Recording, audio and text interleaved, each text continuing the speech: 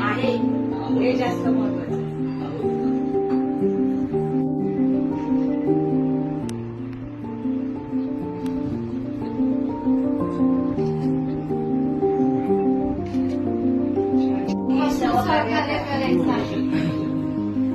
आणि संपूर्ण टीमला सहकार्य करायचं.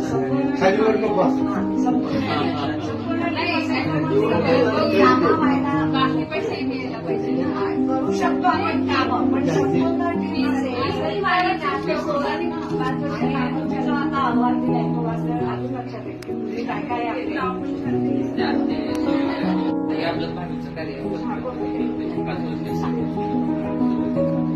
साखरा